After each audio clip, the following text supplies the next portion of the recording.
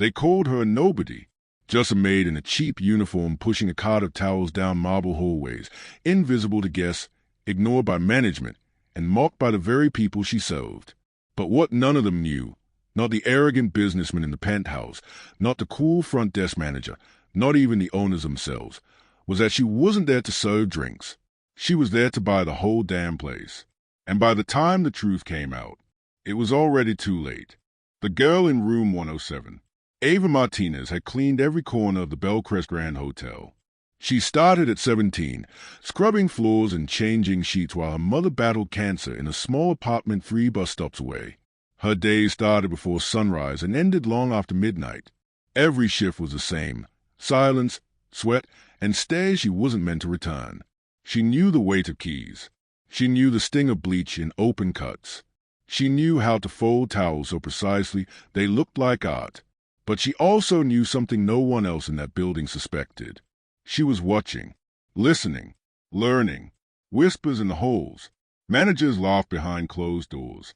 Guests snapped their fingers, tossed towels, barked orders. But Ava? She never flinched. She was studying.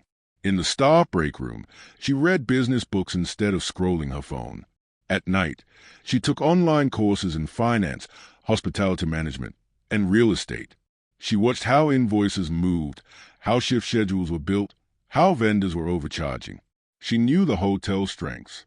And more importantly, she knew its weaknesses. She kept a journal, a little red notebook.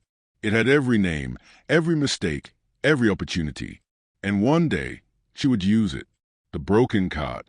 One afternoon, Ava's cart lost a wheel outside room 407. A wealthy guest named Richard Caldwell, dripping in entitlement and arrogance, stepped out and scoffed. Figures. You people can't even keep the wheels on a cart. Ava bent down to fix it. Quietly, but she never forgot the smack.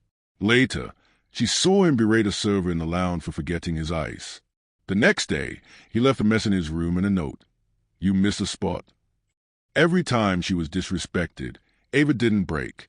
She made a new entry in her notebook. Her mother's voice. Ava's mother, Maria, was a force of quiet strength. Even in sickness, she told Ava, they can take your title, but never your mind. Learn, Hija, always learn. She died 2 weeks before Ava's 23rd birthday. At the funeral, Ava stood beside her casket and made a promise. I'll never be what they call me. I'll be more. I'll be someone they can't ignore. It was the fire she needed, the silent offer. The Bellcrest Grand was bleeding money. The pandemic had slashed bookings. The owners wanted out. Ava had been saving every dollar, working double shifts, flipping used books and electronics online, investing in silent partnerships with friends she met in night classes. She formed an LLC with a lawyer she'd met cleaning his suite. She partnered with 2 silent investors. And one rainy Tuesday, the owners received an anonymous bid to purchase the Bellcrest Grand outright. They laughed at the lowball offer. Then they got a second. Then a third. The 4th offer had teeth. It was backed. It was real. They accepted. And they never knew who was behind it. Cleaning day. The staff was told new owners would be touring the property the following week. Ava was scheduled to clean room 502 that day. Same cot. Same uniform. Same quiet girl. Except this time, when she entered the room, she was accompanied by a man in a suit, her legal counsel. Richard Caldwell was in the lobby when he saw her. He squinted. Still here? Huh? What are you now? Head of housekeeping. Ava smiled. Something like that. The announcement. 3 days later, the staff gathered in the main ballroom for the formal announcement. The GM stood beside a tall, sharp-looking man from corporate. We're pleased to introduce the new owner of the Bellcrest Grand, Ava Martinez. Silence. Every head turned. Ava stepped forward. Same woman. Same calm. But now in a tailored navy blue suit, heels clicking confidently on the polished floor. Mouths fell open. Some gasped. A few people applauded. She took the MIC. Some of you knew me as just a maid. But I knew this hotel inside and out. I knew what worked, what didn't, who respected the job, and who didn't. I won't forget any of it.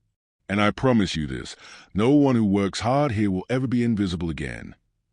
The walkthrough. She toured the hotel that afternoon, not with a mop, but with a manager's eye. In the kitchen, she raised wages. In the staff lounge, she installed new lockers. In the HR office, she fired the front desk manager who called her a nobody last winter. Richard Caldwell checked out that evening. No tip, no note, no apology. She watched him leave from the top floor and turned back to her staff with a smile. Chapter 9. The Wall of Names. A month later, the hotel lobby unveiled a new feature, a wall of brass plaques with names engraved. Housekeepers, bellboys, kitchen staff, laundry workers. At the top, it read, "To those who built this place, seen or unseen, we remember you." And at the very bottom, Ava Martinez, owner, daughter of Maria, forever a worker, ending, narrator voice. They used to call her just a maid. Now, they call her boss. And every time someone walks through the grand glass doors of the Bellcrest, they walk into a building owned by the woman they once overlooked. So the next time you see someone in a uniform, pushing a cart, mopping a floor, or serving your table, remember, you never know who you're really talking to. Comment your favorite moment, like if it gave you chills, and share this story with someone who believes in rising from the bottom.